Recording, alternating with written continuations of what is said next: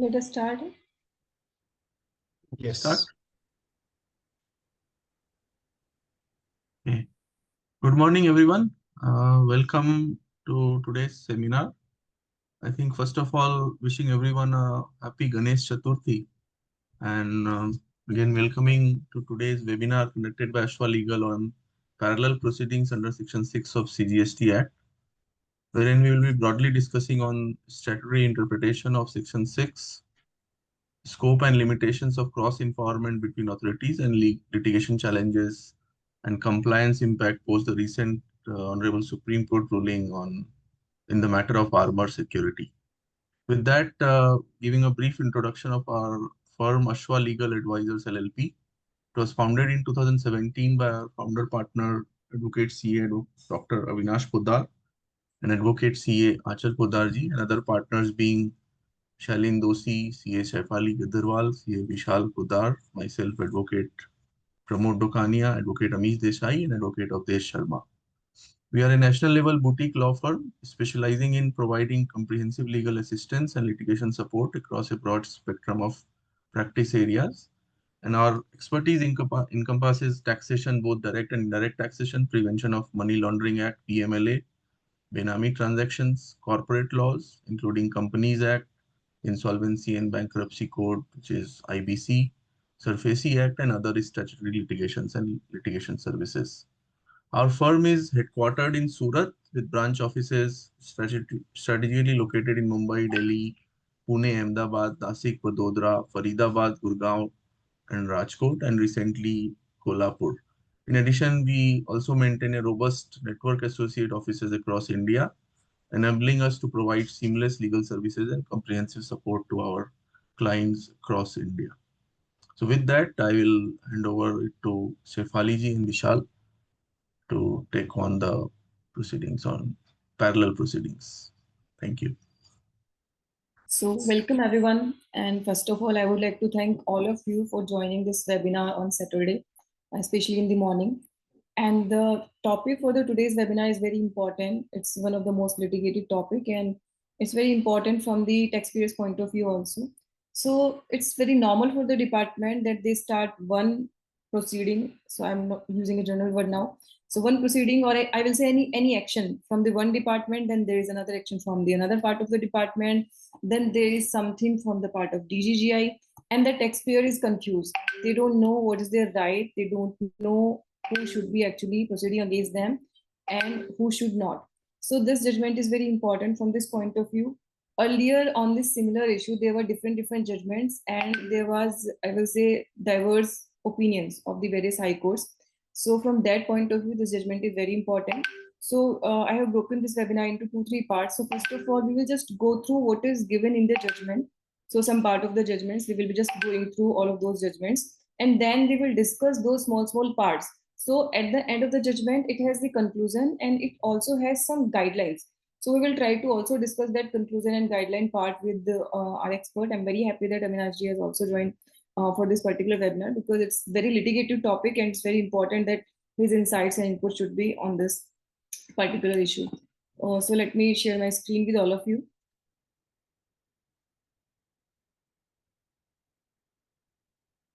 Is it visible?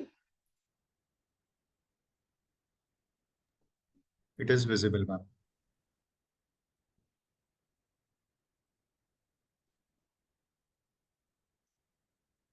So because this particular case is around Section 6, it's about the proceedings by one department when there is already some action from the one part of the department.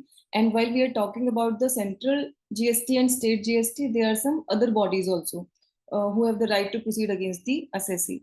So first of all, these are the different bodies which try to proceed against us. Then because this whole scenario is because of Section 6, we will also read that a specific part of Section 6, that is 6(2)(b), which was the part of this whole dispute. So it says that where the proper officer under the State Goods and Services Tax Act, because this part is written in central GST, that's why the particular part of SGST is covered. So it means when something is already covered by the SGST department, some action or some proceedings are from the SGST department, CGST department won't do any proceedings on the same person, and the same section is also written in the state acts. So in the state acts, it should be like vice versa of it. So there they will say if the central GST department is doing any proceedings against any person, then state will not do. So this is the text of that particular section where a proper officer under the State Goods and Services Tax Act or the UTGST Act has initiated any proceedings on a subject matter. So if all of you are through to our past webinars also, you maybe remember that in some weeks back, we had a webinar on this same issue, the cross empowerment and parallel proceedings. And there was very deep discussion on this part of the section 6, that was 6.2b. We already discussed it at very depth in that particular webinar. And I will say that the whole discussion of the judgment was also around these two very important words which are given in this particular section, that is initiated any proceedings on a subject matter. So initiation of the proceedings and subject matter. So there should be two similarities. The subject matter should also be similar and proceedings should also be similar. So type of proceeding can be different, but there should be a proceeding. No proceeding shall be initiated by the proper officer under this act. So in this state act, they will be writing that if there is any proceeding from the central GST, no proceeding will be there from the state. And here they have written if there is any proceeding from state, there will be no proceeding from the center on the same subject matter. So these two very important terms. The first thing is proceeding. What will be the proceeding? What is the meaning of proceeding? And second is the subject matter, same subject matter. Like when we will assume that it is same subject matter, right? So all of these things are discussed in this judgment. So now let us start from the brief facts of the case. So on 18th of the November 2024, the petitioner received a show cause notice. So we need to highlight these things. He received a show cause notice because different kind of actions will be covered in this particular case. Issued under section 73 of the Act from the respondent number 2 for the tax period April 20 to March 21. So not just the proceedings and subject matter, but period is also a relevant thing. On the following grounds, so the grounds were net tax and underdeclared due to the non-reconciliation of turnovers in the EVA bill and excess claim of ITC. Now on 16th of January 2024, so they already received a notice. So I will say that adjudication already started on 11th of November 2024. Then on 16th of January 2025, a search was conducted at the registered premises of the petitioner under section 67(2) by the office of respondent number 1. Thereafter, summon under section 70 of CGST Act was issued to the 4 directors of the petitioner. Then on 23rd of January 2025, the petitioner received another summon under section 70 of CGST Act issued by the officer of the respondent number 1, directing one of the director or of the petitioners to produce relevant document. So one of the summon was to procure some document, and another someone was to a particular director to procure some particular documents. And there was already a notice from the department at 18th of November 2024. So the taxpayer was aggrieved by these two summons, these two proceedings, which were in January. He was aggrieved by it, and their stand was that when already a proceeding has started on 18th of November 2024, then department cannot proceed with these two proceedings, which were on 16th of January 2025 and 23rd of January 2025. So after that discussion was there. Now I will tell you what was the outcome of the judgment. So there was discussion on many cases. After that, there was a specific guideline and there was specific conclusions by the honorable court. And we will also try to discuss that every single part of conclusion they have given. So these are the facts. So the court said clause B of section 262 CGST Act and the equivalent state enactment was the initiation of any proceeding on the same subject matter, which we already discussed. Any action arising from the audit of accounts or detailed scrutiny of the returns must be initiated by the tax administration to which the taxpayer is assigned. So this is a very important part. The court said that audit and scrutiny, they should only be done by the tax administration to which the taxpayer is assigned. So this is also very common. So one of the department is doing the audit, then another department is starting some kind of other proceedings. So if I am assigned to a state department, to the state department as per the division of the SSC, can a proceeding be can an audit or scrutiny be done by the other department, that is the central, if I'm assigned to state, or state if I'm assigned to center? So this is being clarified by the judgment. Then there will be no such proceedings.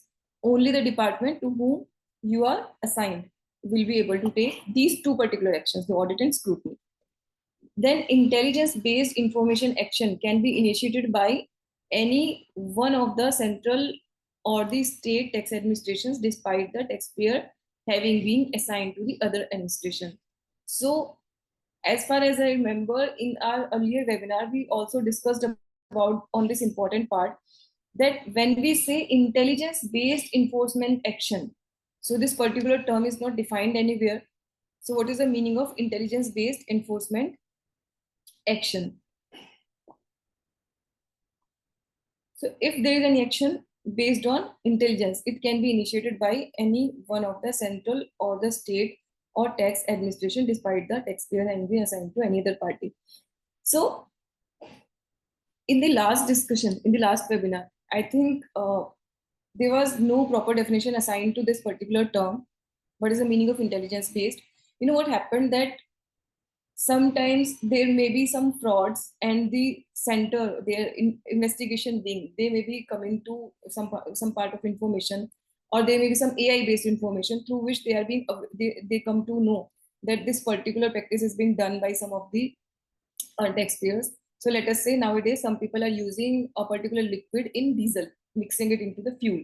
So when the central wing came to know that it is becoming the general practice in the transporters, they can investigate any person in spite of their jurisdiction. Then the important thing is, sometimes, I mean, what is the meaning of intelligence-based enforcement action? Whether there should be some fraud involved into these kind of informations, or it can be based on some industry practice also. Now, this is my question to both Vishalji and Avinashji. So when I'm saying intelligence-based enforcement action, is it required to be some fraudulent information? There should be some information related to a fraud which is being there in an industry, or some group of people, or some particular SSCs are doing, like circular trading or the fake invoicing, or this action can be on the base of some industry knowledge or some industry understanding. So the whole industry is adopting one particular practice in general, because that happens. They also issue the summons, they also do these kind of proceedings when they come to know on some industry practices. So Vishalji, is there any requirement to be a fraudulent involvement from the side of SSC, or group of SSC, or group of people, or group of, I will say, some people from some particular industry, for this intelligence based enforcement action, or it can be in general on anyone? No, ma'am, the wordings used are intelligence-based enforcement action. Now, when the word enforcement comes, enforcement is, I think, more stricter and more specific than compared to inquiry. Like, if you see your point number 5 on the screen, we are using the term all actions that are initiated as a measure of probing an inquiry. Had this been intelligence-based inquiry action, the point would have been different. However, here it is intelligence-based enforcement action. Now, when we say it is an intelligence-based enforcement action, enforcement, I believe, is more towards the negative side or towards the stricter side. That is to say that whenever they are using the term intelligence-based enforcement action, in that particular case, I believe there has to be some element of mens rea that is being present. However, there is a contrary point to this. We are still talking about the stage of inquiry only. This particular point, which we are talking about, parallel proceedings can be done by the other authority also on the basis of intelligence-based enforcement action. In this particular case, we are still at the inquiry stage. We have not yet concluded on any point, but still I believe, even though this is the inquiry stage, but I believe when the word enforcement action is used, it is more towards the side that there has to be a mens rea. This is my understanding of this particular phrase. Avinash, what is your understanding? Am I audible? Yes, sir. See, I would put it in this way that when it comes to intelligence, so intelligence term is a very subjective term. For every person, it may be looked into from a different perspective. Now, getting an information during the course of an inquiry or getting the information during the course of a discussion, or rather getting an information during the course of audit, anything and everything can be considered as an intelligence which is developed, because once you have an information, thereafter you need to convert that information with support of certain evidences into an intelligence. Only information is not sufficient. It has to be backed with the evidence, and those evidences and the information must culminate into an intelligence. Meaning thereby something which was not on record, something which is not apparently visible. If you are trying to identify those lacunas, or if you are trying to identify those loopholes in the tax payments, or rather the compliances by a person, then that would be sufficient to cover within the purview of intelligence. Nothing beyond is required. So I'll take an example. Maybe an officer has an information with regards to Avinash, that Avinash has certain taxable supplies on which the tax is not being discharged. Now that information is baseless, that will not serve any purpose, because that will be at the stage of inquiry also only. Now inquiry can be directly from Avinash, or inquiry from Vishal, inquiry maybe, or from Shefali for Avinash. That doesn't make any difference. Important is when this inquiry or this information that Avinash has some supplies which are or on which the tax has not been discharged, when that is converted into an intelligence by way of a supporting evidence, then only it will become an intelligence. And once it is an intelligence, then the departmental authority is at liberty that he can issue a summon to you saying that I have this information which is now supported by this evidence, and therefore you please appear before me and support and supply the documents, or maybe pay the taxes.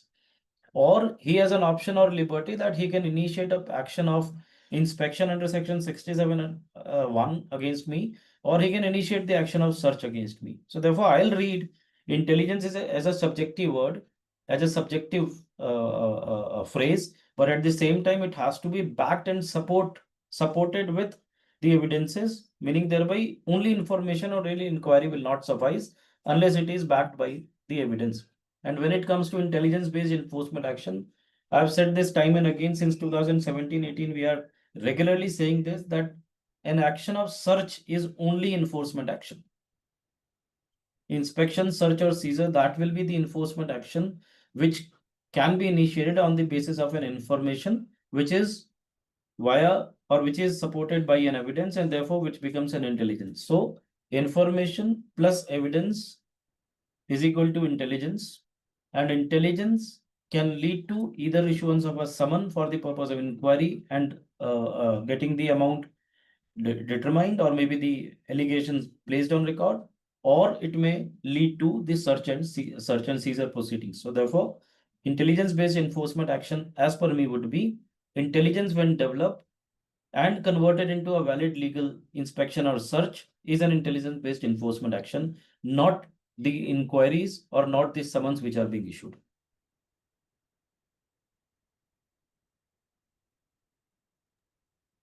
Okay, so these are very important points. So first of all, there must be some information, and that is the information which was not apparent on the record. Because sometimes what happens that when they see some kind of industry practice, let us say on some particular transactions, the industry is levying a fixed percentage, let's say 5%, and then they develop an intelligence that okay, it should be 18%, because nowadays, if you will see, there are many notices related to say royalty. Some people are levying it on 5%, but they say it's 15%. Just an example.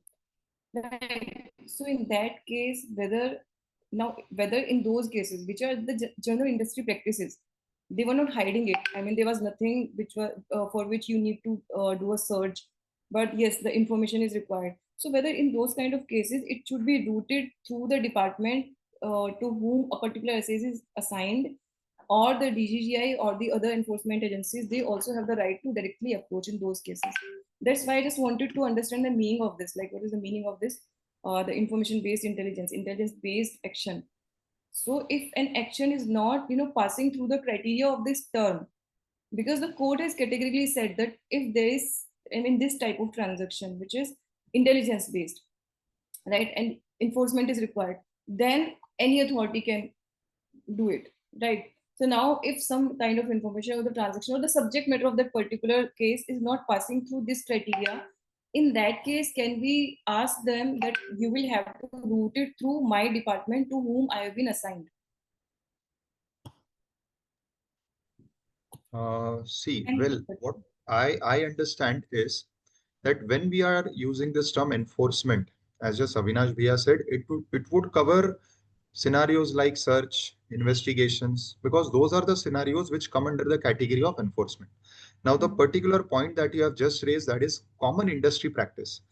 See, when something is a common industry practice, it I think cannot be alleged that I am into any malpractices, because if the industry is following it, like we had that ice cream case, that whether ice cream which is served as a restaurant service of 5% or it will be supply of goods 18%. If majority of the suppliers in my area or in the industry are following 5%, and if I'm doing that, I don't believe this becomes a ground for enforcement. In fact, that is where you have the 1A option for making the preliminary inquiry, and later on, if you want, if you have you means the department feels that it is strongly a case where you can raise a show cause, you can raise a show cause, and that is where I will be called upon to reply to your allegations.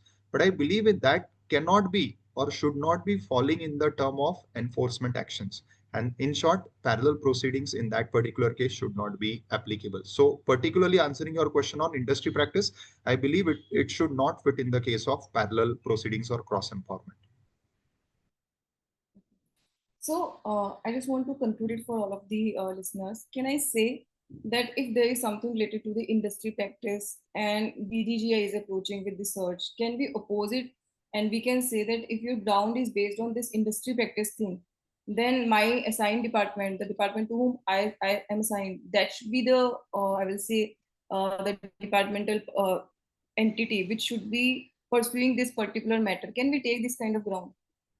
Or it is a broad spectrum that they can come, they can search, they can find out whatever they want to find out?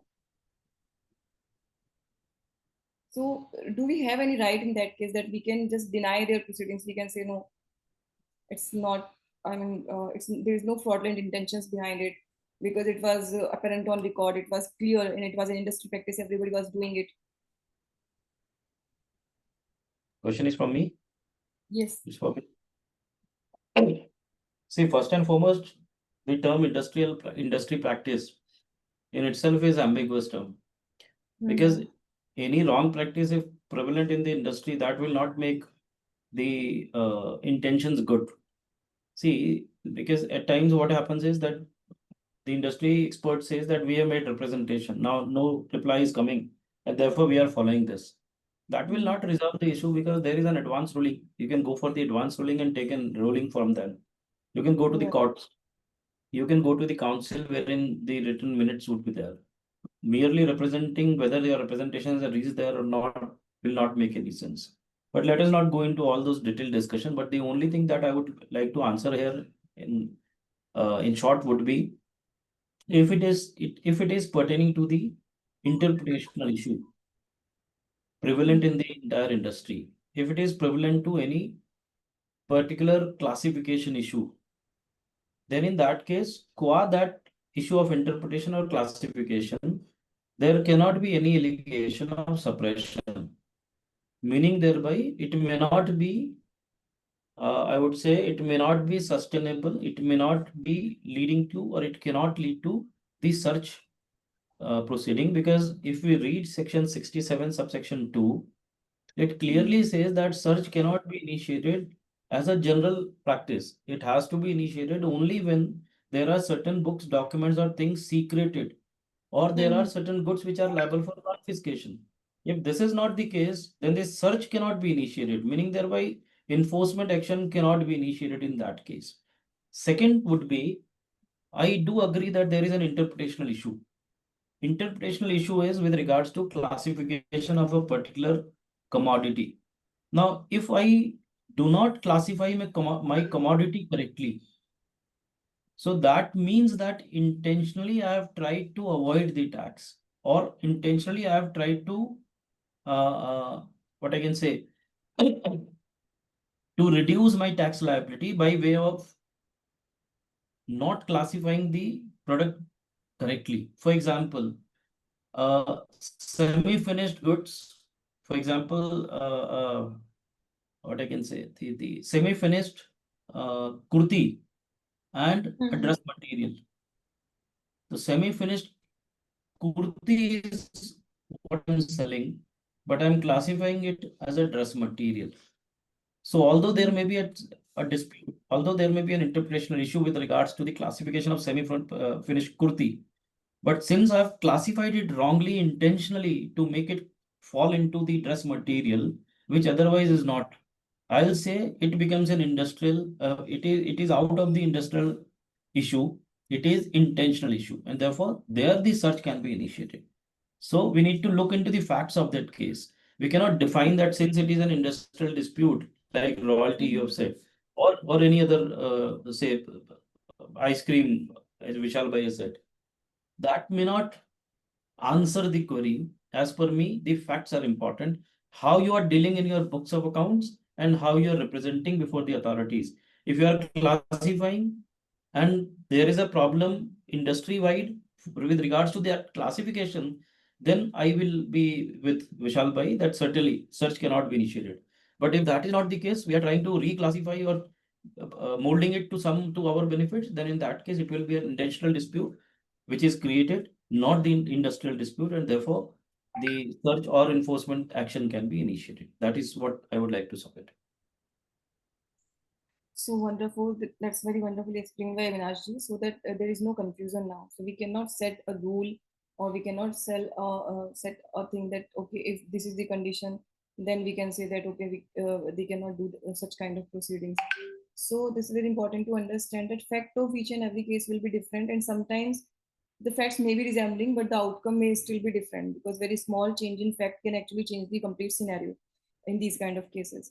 Now let's come to the point number 4, which is that parallel proceeding should not be initiated by the other tax administration when one of the tax administrations has already initiated the intelligence-based enforcement action. So this is the particular conclusion of this judgment. If one of the tax administrations, so again, whether the term tax administration is defined, and this tax administration means the central, state, DGGI, anti-evasion, all of those bodies, or when I'm saying tax administration, it means only the central and state GST departments. See, because if all of the bodies are included, it means that if any of those 4 bodies has started any intelligence-based enforcement action, then no other body will start parallel proceeding, that is adjudication, right? But if this tax administration term is including only the central GST department and state GST departments, it means that if something is started by one of the body, then other body can also do it. So I'm just trying to understand what should be included in this other tax administration. Vishalji and Avinashji, view of both of you. Well, ma'am, see, these other agencies like your DGGI, these type of agencies are basically investigation agencies. Now, the question is, can we classify them in this terminology of tax administration? My understanding of the term administration is the department per se. So, because these all investigative agencies role, if we see the various circulars which have empowered them to take action, they are limiting their action only up to the show cause, whereby it means that their role is only to do investigation, and whatever are their findings, maximum they can communicate it in the form of show cause, but the adjudication will be done by the respective department. I understand that the term administration, I am reading it in consonance with the term adjudication. So I believe that the body or the department which has the power to adjudicate and maybe further handle appeals and all. That, according to me, comes in tax administration. This is my understanding of the term. Ma'am, can you just do one thing? Can you disable annotations? I think there are some markings happening on the slide. Right hand side bottom, that 3 dots more on your screen. You can see the option disable annotations by others. On the Zoom screen. Yeah, options in the Zoom you have. Right hand side bottom where you have the option to leave the meeting. Just before that, you have that option 3 dots more. Just you can see the options of Zoom. You have audio, video, and in the right hand corner you have leave.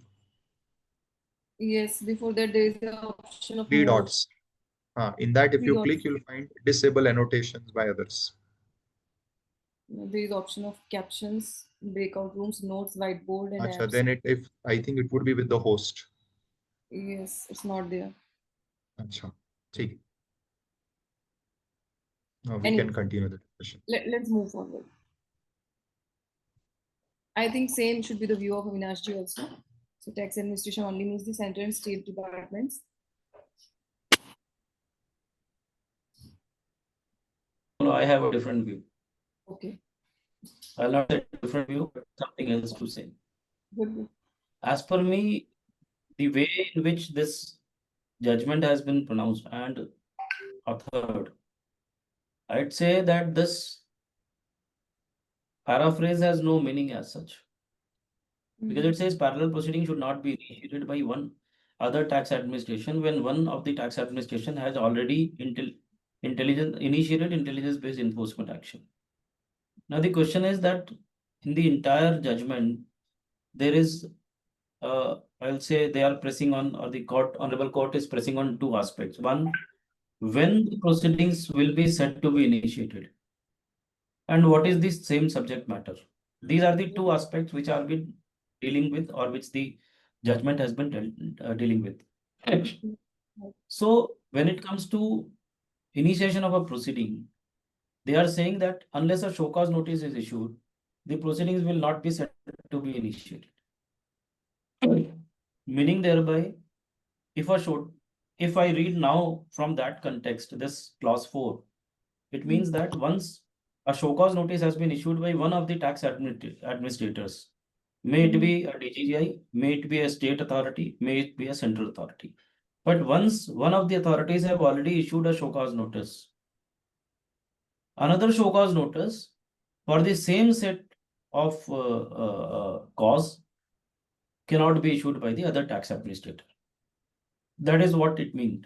Meaning thereby, even if one show cause notice has been issued by, let's say, DGGI, which has now came into the adjudication with the central department, then also the state can initiate the proceedings for the same cause of action, but they cannot culminate that into a show cause notice as per the order, as per this judgment.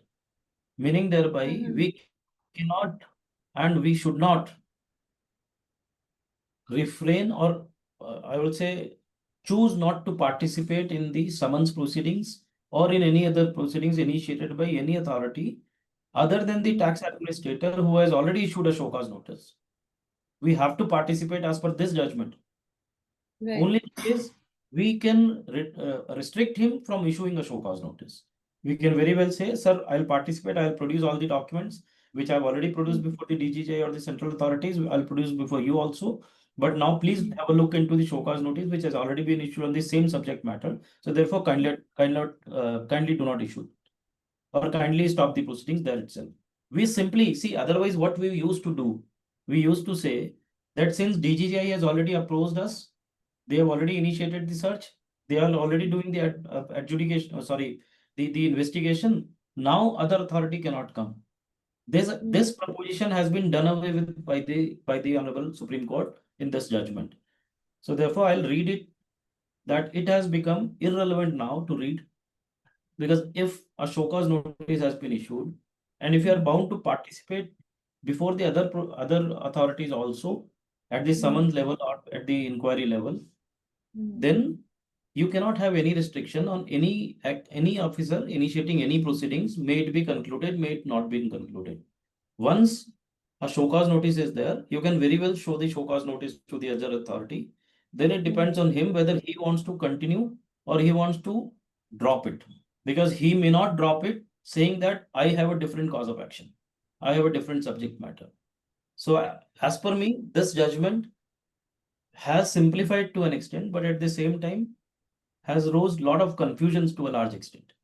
So there are lots and lots of such issues which are going to creep up now in future, as per me. Great. So there are some other questions also, but let us first move with this text, which is given by the court itself. So the next point is all actions that are initiated as a measure of probing an inquiry or gathering of evidence or information do not constitute proceedings with the meaning of 6.2b. It's very clear. The next part is expression initiation of any proceeding occurring under section 6.2b refers to formal commencement of adjudicatory proceeding by way of issuance of a show cause notice and does not encompass the issuance of summon or conduct of any search, seizure, etc. So this is also clear. It's already being discussed. Now let us come to this point. The expression subject matter refers to any tax liability, deficiency, or obligation arising from any particular contravention which the department seeks to assess or recovers. Next, where any two proceedings initiated by the department seek to assess or recover an identical or a partial overlap in the tax liability, deficiency, or obligation arising from any particular contravention, the bar of section 6.2b would immediately attracted. So on these two particular points, let me cover this 9 point also, so we can like collectively discuss all of these 3 points. So where the proceeding concerns distinct infractions, the same would not constitute a same subject matter even if the tax liability, deficiency, or obligation is the same or similar, and the bar under section 6.2b would not be attracted. So now the expression subject matter. What is the meaning of subject matter? So subject matter is offense based. Like for the same offense, if I am proceeding against a person for one offense or other offense, or let us say under section 73, I'm saying you have not paid the tax. So can the other department also proceed in respect of the same offense? Then in that respect also, let us say one of the departments said that in on these 4 invoices you have taken the input tax credit, but the registration of supplier is cancelled. Now the state department also find out something, and then they are sending me a notice that let us say not the state department, let us say DGGI. So while investigating some other person, they also came to know about some 4-5 invoices of the parties wherein I have taken the input tax credit, but it was a fake invoice. So let us say their registration was also cancelled.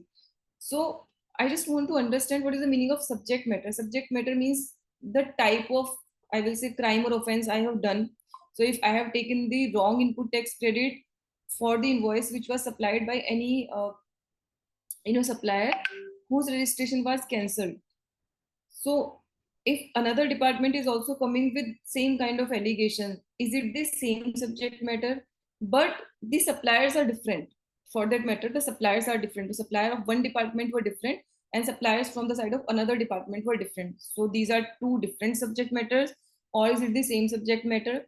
Then another thing is, if one of the department has came, let us say, for tax liability on this subject, one subject matter, say tax liability, they are only asking for the tax liability, but then another department is coming and they are saying no, you are also liable for some penalty, let us say general penalty or any penalty.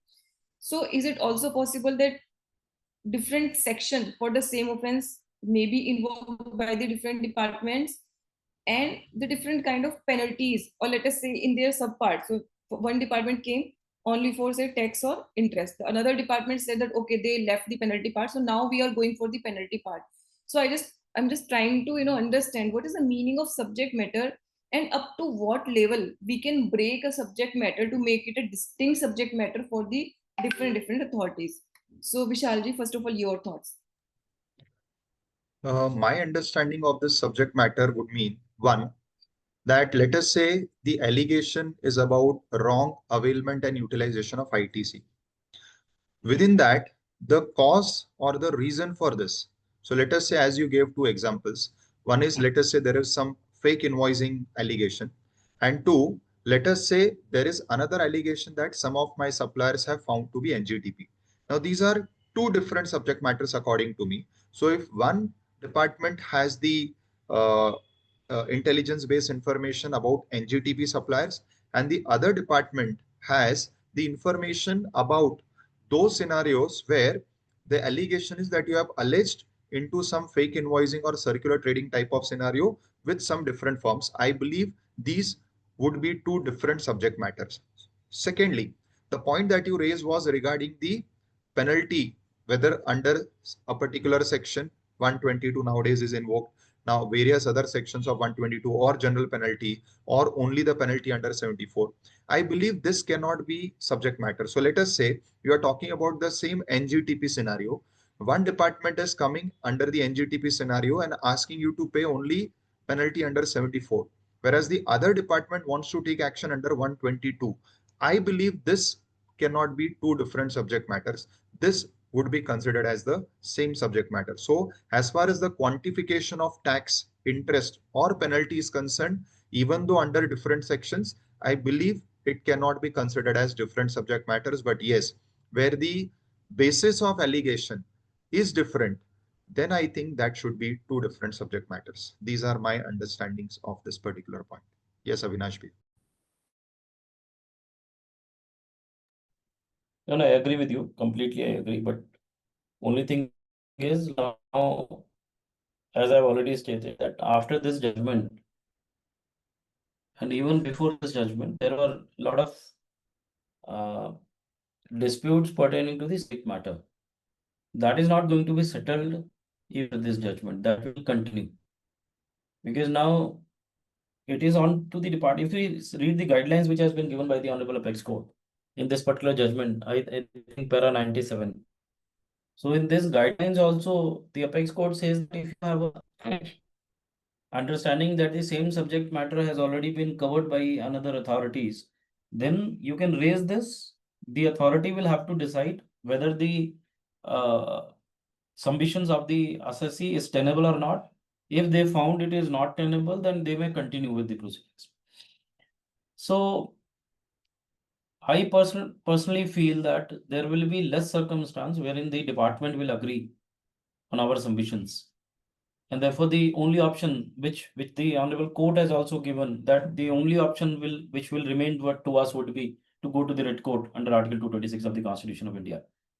So to some extent, I will again say that in spite of resolving the issues, this will create a lot of issues, because now a clean hand has been given to the authority.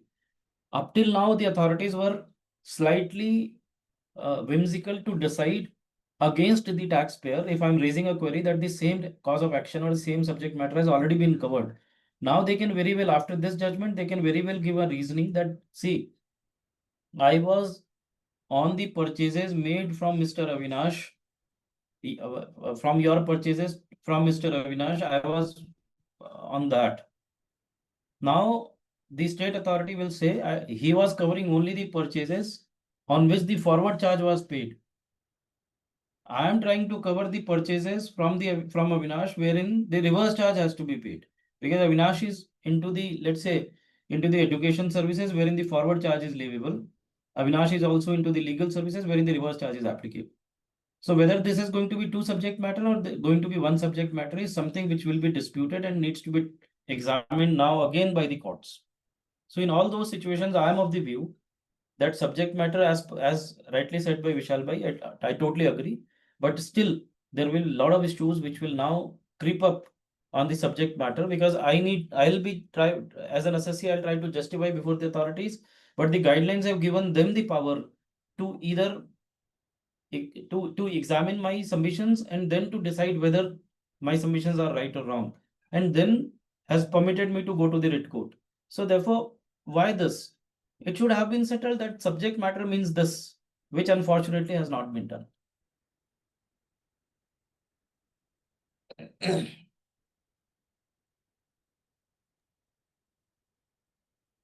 Ma'am, you are on mute. You are on mute. So as Avinash clarified and also being clarified by Vishal ji, that even what I believe that the judgment could have been more clear on this subject matter issue. So they tried to define, but I still believe that it is the confusion is even more increased because of this. So again, the question is that if one authority is, sending me a notice or proceeding against me for 3 or 4 some different clients, and the state for some different clients, but the type of offense is same, assessees are different, the taxpayers are different. Then one of the authorities going against me in 74, the another authority said, okay, 122 penalty should also be there if they are probing into that. So I mean, these are kind of confusing can still be there, and there is no litmus test. There is no, I will say, definitive test through which we can say that okay, this particular thing will be a same subject matter, and this particular thing will not be. And now let us read the last point. They said that the twofold Just test for one minute. determining. One second. Just want to add one thing. See, up till now, we were having of the understanding कि एक बार search हो गया, then the audit cannot come. एक बार scrutiny हो गया, then the audit cannot take up those issues again. But after this judgment, whatever I have read, I may not be right, but what I have read it, even if the audit is completed, the search can be initiated. Even if the search is concluded, again a search can be initiated. Maybe saying that this is a different subject matter, but the action can be initiated, meaning thereby you are conducting a search for the entire business and you leave out something intentionally or unintentionally. But that the client will not be satisfied that the search has happened, now nobody will come. Again, there is a risk that somebody else can come and he will say, oh, he has looked into this, because those search authorities, once they conclude, they never say that we have checked this, and everything was found correct. This was wrong. They will say, now, how do we define the search subject matter? They came and investigated on my entire balance sheet, but they have not given anything in writing. पंचनामा बनाया, show cause notice 2 point पे दिया 8 में से, बाकी को छोड़ के चले गए. अब rest of the 6 points are hanging in air because they have not written anything. Now it becomes a different subject matter for the next authority who is coming for search. So this will be a cake which will be cut by everyone and it will be taken care by everyone. Right. So पहले DGJ आएगा, 6 में से 2 टुकड़े करेगा, वो खा के जाएगा. उसके बाद स्टेट वाले आएंगे, वो उसका 2 टुकड़े और करेंगे, बोलेंगे डिफरेंट सब्जेक्ट मैटर है, because DGJ is not written that they have covered all the 6 issues. Right. And the rest with CGST will come, all 3 brothers will come and eat the taxpayer. Unfortunately, this is what I will say. So it's going to increase the harassment. Okay.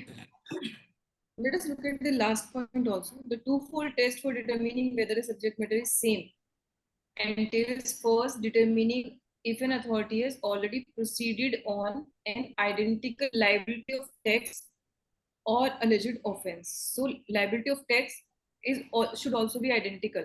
Here also I have some problem. So identical liability is the quantum of it or the nature of it. I mean, what is the meaning of it? Let us say I calculated the tax, but there was some issue. Now the another authority may come and they will say that, okay, according to us, the tax liability should be this much. So now that may also be an issue. Like identical liability of tax, what should be the meaning of this word? Like if one authority has proceeded against for one offense and they calculated the liability of tax, it means it's completed. So if some authority is coming with some unidentified. First came an engineer. That is He what just became Bhaiya an said. IAS This is officer. in fact After engineering, he became an IAS officer. He missed to calculate correctly. Then came a chartered accountant, turned IRS officer. He calculated differently, so therefore it is not identical. Both can continue. This is what it means to say. Exactly. Or the tax or alleged offense by the SSC on the same facts. And secondly, if the demand or relief sought is identical. So if demand is also not identical. Okay, one more thing. I just wanted to ask one question. They say if Finally, Vishal bhai, lot of writ petitions are going to come now. Yes, Right. yes, definitely. It says if the demand or relief sought is identical, So I just want to take one example, Avinash ji and Vishal ji. This is a question for both of you. Whether the department is allowed to have a change of opinion. So let us say one of the department came out on the same issue under section 73.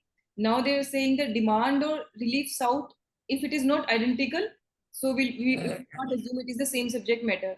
Now the another department, or let us say DGGI, they are investigating and they came out with a conclusion that these 4 invoices or these 4 suppliers, it should not be a case of 73, actually it should be a case of 74. So now is it also possible that one of the department is proceeded in 73, now another department will say that the relief sought, the demand is not same, because in 73 demand is different, in 74 demand is different in terms of penalty. So now, I mean, it may also be possible for the department to proceed like under 2 different sections. So one of them may be dropped. So 74 is proceeding, maybe they will have to drop the 73, or they may just charge the, I will say, differential amount of penalty. But will it also be possible in that case? But ma'am, I think you are asking this with perspective of cross empowerment and parallel proceeding. So if one has initiated under 73, can the other initiate under 74, right? Because I understand the same department can do that. So let us say your nodal or your administrative jurisdiction is center.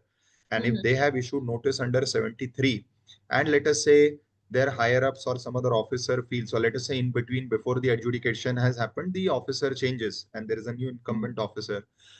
If the new officer has his understanding that there is some suppression, there is some fraud, definitely, I think he can drop 73 and initiate 74. Obviously, we will be challenging it on the same ground that there is no fraud, there is no misrepresentation, etc.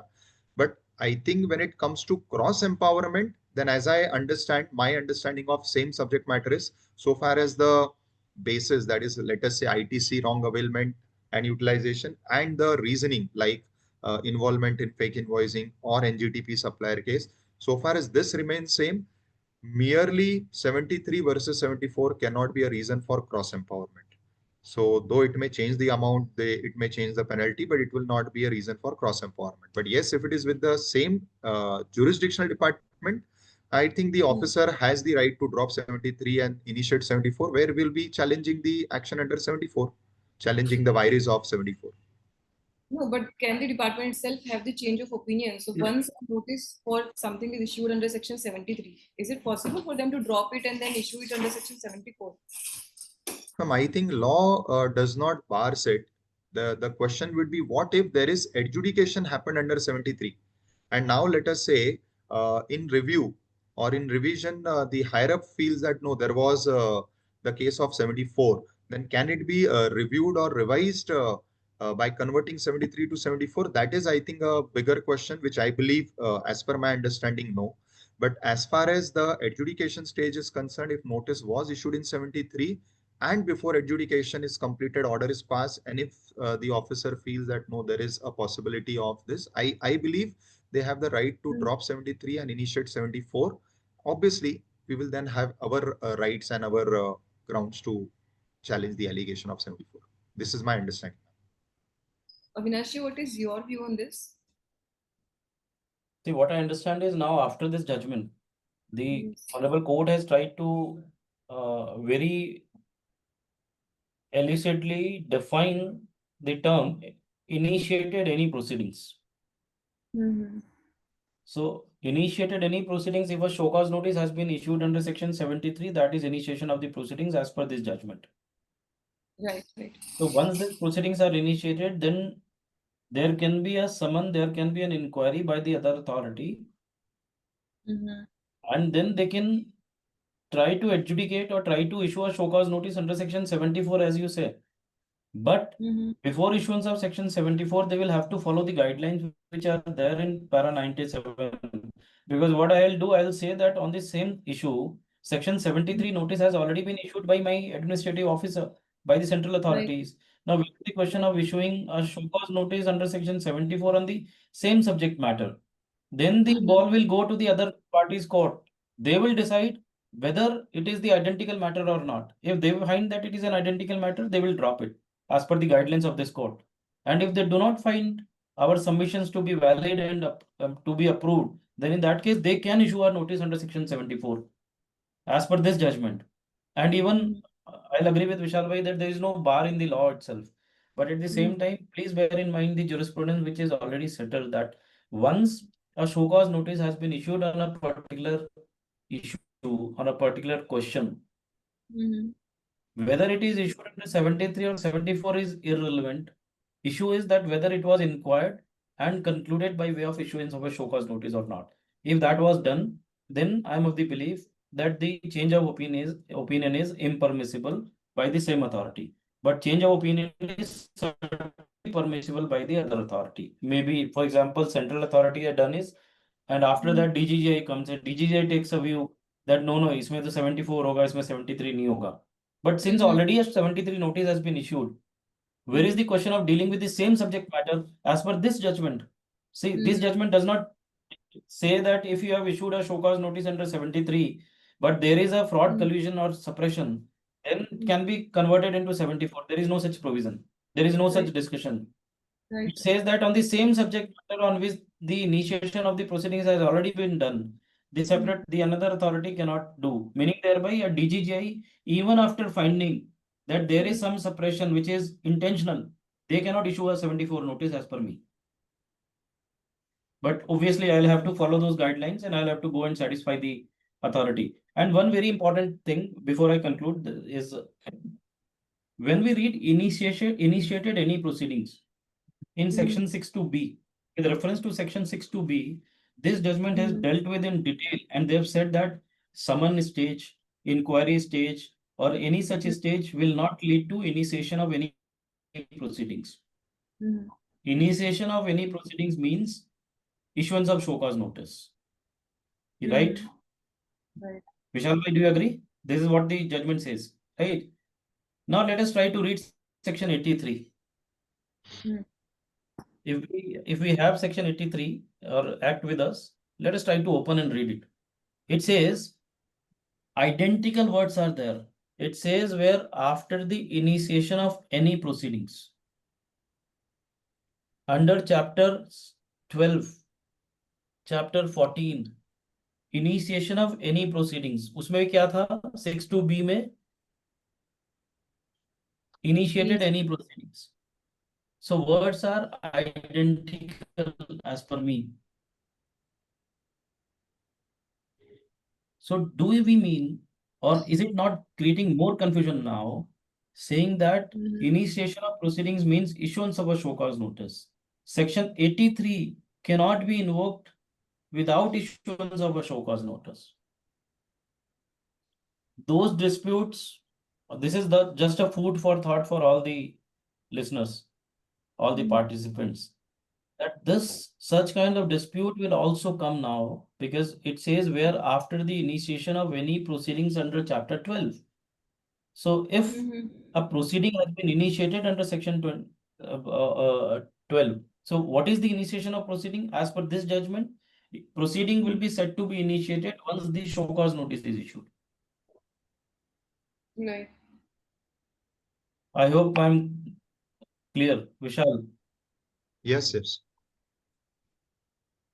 Now, only Agreed. point wherein I can answer this, because this is a confusion coming to our mind. If initiation of proceeding defined by this judgment as the initiation would be only when the show cause notice is issued.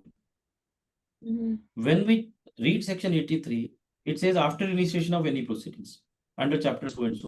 So shall we read initiation of proceedings verbatim same there also, and meaning also we apply this meaning of this judgment? Then it will be after show cause notice only 83 can be initiated, provisional attachment can be done, not at the stage of search or summon.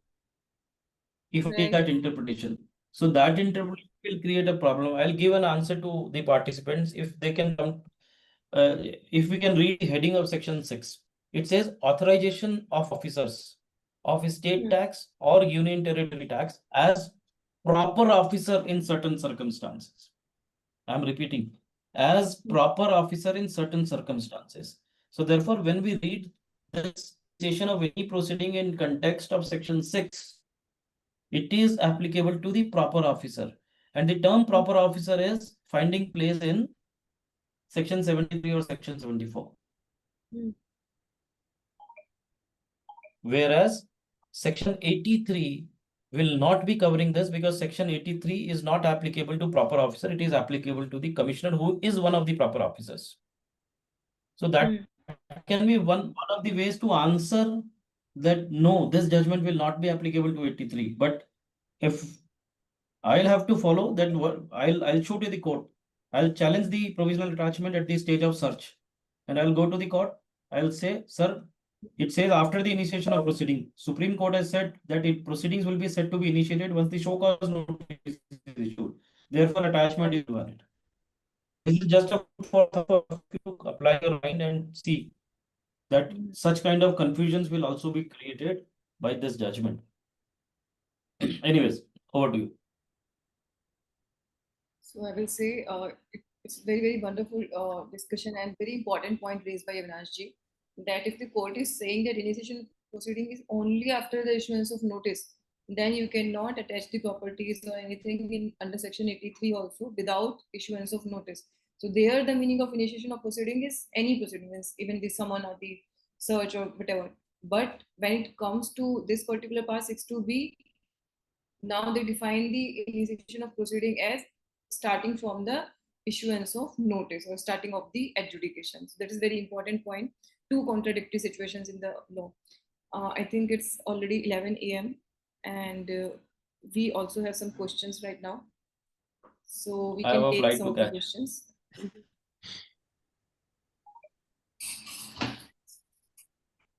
Okay. I think, ma'am, we can conclude and we can ask participants to connect to us offline for their questions there. Okay. Correct, na? One or two queries if you want to take up, we can take it up.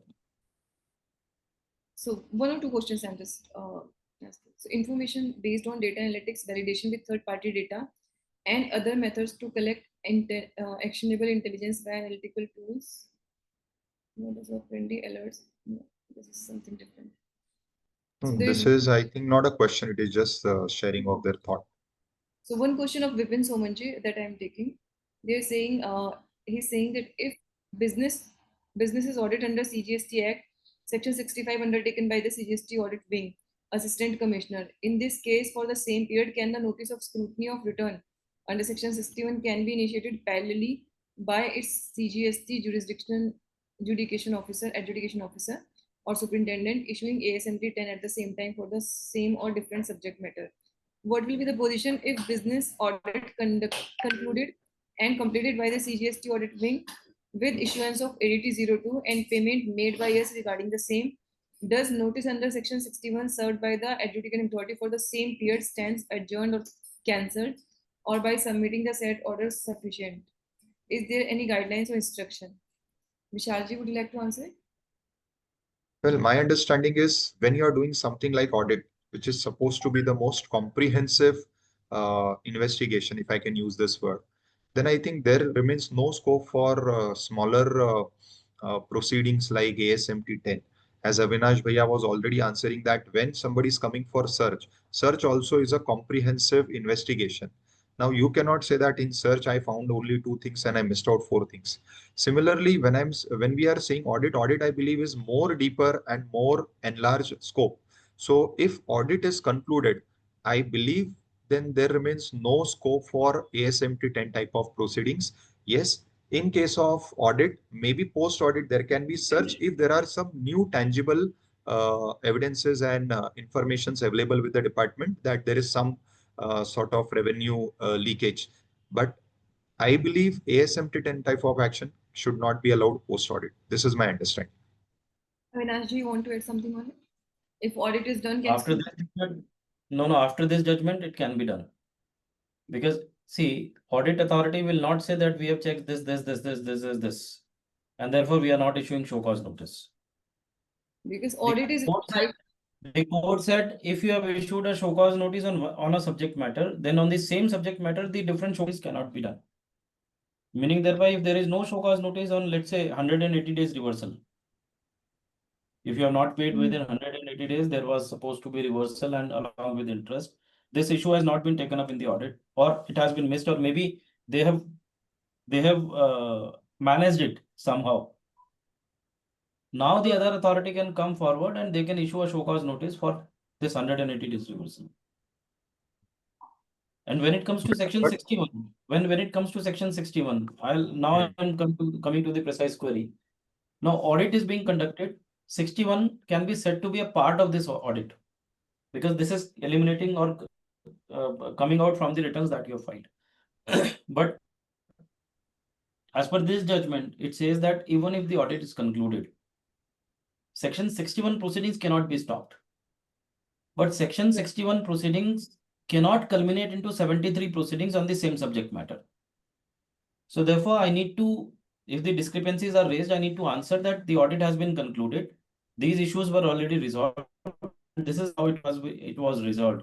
Then it goes to the authority again, the scrutiny authority, that he can issue ASMT 12 or he can proceed for 73 or 74 following the guidelines. See, I being the student of law, I'll not read the statute now.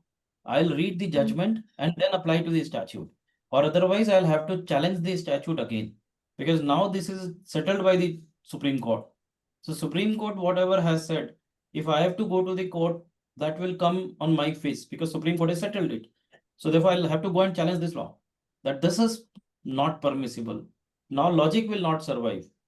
So see, I'll again try to rephrase my submission. My submission is, this judgment only says two things. One, proceedings are initiated only when the show cause notice is issued. So if I've conducted an audit on 10 different aspects, and in audit report, I do not write anything. I simply say audit has been concluded for the year 2021-22. Now the scrutiny comes for 2021-22. They raise a discrepancy. I answer to them, sir, discrepancy has been dealt with in the audit. This was the audit para which they have raised. Look, this was the identical discrepancy, and they have dropped it and issued an audit report. That will be dealing with the same subject matter, and therefore 61 cannot proceed. But if there is no para raised, if there is no para settled during the course of audit on a particular issue, then the discrepancy has to be answered on merits, and then the authority will decide whether to conclude it because the audit was concluded, or to continue for issuance of show cause notice. That is what I want to say. So abhi kuch bhi restriction. I just have to add one thing in this, or rather ask you that yes, sir. The basic power for cross empowerment comes from the precondition that it is an intelligence based action.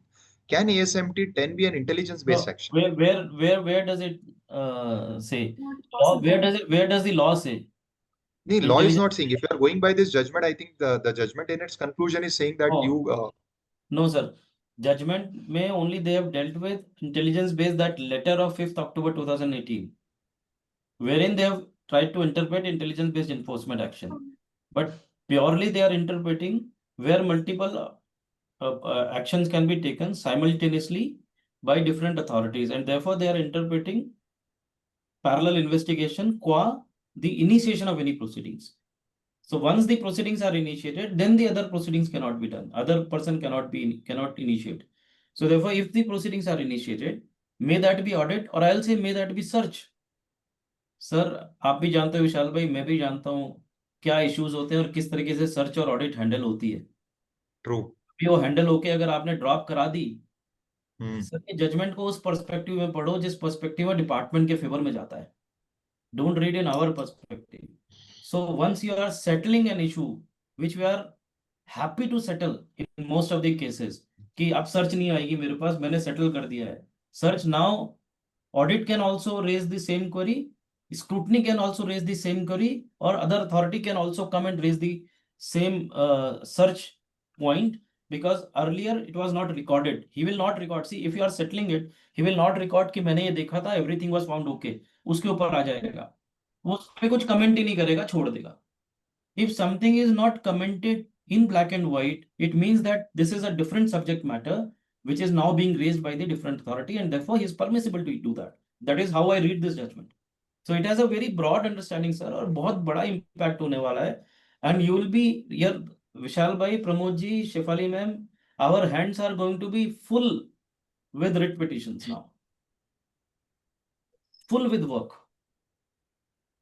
Thanks to the Honorable Supreme Court. I'm Great. extremely sorry for the taxpayers. Yeah, and unfortunately, so we really feel bad in how this will be interpreted by the department in their favor. But I'm Exactly. sure this will give rise to more judgment. I believe that this cannot be the conclusive one. In fact, maybe challenging this directly or indirectly, we ourselves will get some other judgment where at least we'll try to dealing certain things and get something better, No, more please specification on understand, certain Vishal, things. what happens is a judgment of a Supreme Court can be tested only by Supreme. Correct. Generally, they also Correct. don't test. They follow. Because this is a settled jurisprudence that if a coordinate bench decides on a particular issue, then it becomes res judicata and therefore it has to be followed. So जो principle doctrine of res judicata लगता है ना civil remedies में, वहां पे वो हमारे बीच में आता है. Unless we argue that this is a per incurium, the decision can be turned around. So it is going to create lot of problems for a couple of years, I would say. Unless it is reviewed or unless it is went to the larger bench, which seems not happening. Because why armor security will go? Multiple petitioners होते हैं, पूरा group होता है, तो there were chances, but there are no chances. Because in most of the cases there will be no loss. Loss वहीं पे होगा जहां पे आपने हैंकी पैंकी कुछ किया है और अभी वो खुल गया है. तो जो क्लाइंट है वो आके पकड़ेगा कि आपने क्या हैंकी पैंकी किया था, मेरे को आपने बोला सब सेटल हो गया है, अभी क्या है, ये तो वापस आ गया. So there, Correct. The मैं issue will be bigger. although it is being recorded, but I always share everywhere and I'll share openly. क्या होगा सर, 3 भाई है, हर भाई को कमाने का मौका मिलना चाहिए ना. एक भाई आएगा अपना केक खा के जाएगा, दूसरे भाई को बोलेगा तू भी जा, तू भी खा के आ, तीसरा वाला बोलेगा मैं क्यों वेट करूं, मैं भी जाऊंगा. This is how now things will take this shape. This is what I understand. Maybe मेरा थोड़ा अग्रेसिव अंडरस्टैंडिंग रहता है, शायद मैं गलत हूं, लेकिन this is how I read this law. जबकि 6 का वो पर्पज नहीं था. Correct. और वर्धमान का जजमेंट था. I think this judgement, that judgement has not been discussed in this. In the entire armor, the judgment of Vardhan is not discussed, wherein they were saying that 6(1) में पहले notification होना चाहिए. Then the cross empowerment is permissible, otherwise, which is not discussed here. So to that extent, it is per incurium judgment. Anyways. Great. Times to test again this judgment. Yes, yes. Great. So I think Pramodji, you can come for us also. Yeah. Obviously, but that is what we like at Ashwara. Challenging what is tough. तभी sir airport पे मुझे बिठा रखा है session. Correct. Yes, Pramodji, we can conclude. No more questions today. I think we have a couple more questions. Maybe some questions, but we need to. I think yes, we can conclude now. Okay. All right. So I think thanks everyone for joining on a Saturday morning, and thank you Avinash ji for taking this session from airport, and Vishal bhai and Shefali ji for hosting this webinar. So thanks again on behalf of Ashwa Legal. We conclude this session and we'll meet again next week for another session. Thank you. And also I take this opportunity to inform about the special litigation series that we are launching. And already we just floated one small flyer and we have a huge number of registrations and inquiries. And on special request, we are slightly shifting the date. It was clashing with the income tax due date. So on specific request, we are shifting it to the first week of October. And this special webinar series on the litigation handling would be a very practical driven series. So those who are serious about taking up litigation, specifically the tribunal practice, I urge that you take the opportunity of joining this special four session course to be conducted by CA Dr. Avinash Podar. And in that, we will be discussing more on the practical aspects, the approach towards any case whenever it comes to you at whatever stage it comes, the manner in which you will be strategizing the particular matter so that you can guide your client and take him through to the best possible result. So we will be definitely announcing the details in different forums. So I request you all to be in touch for that. And yes, so I take this opportunity to thank everyone, all the panelists, Chef Ali ji, for beautifully driving this whole session. Yes, Chef Ali. Sanjay, I've also shared the registration link in the chat box. Some people Yeah. are asking for the registration link. Correct, correct. So They- people may just click and fill in the form for registration so that the particular privileged seats that we have kept can be yours. So I take this opportunity to thank everyone. Thank you, panelists. Thank you, everyone present over here. And we connect soon for the next upcoming webinar and also for this litigation series. Thank you. Thank you. Thank you so much, everyone.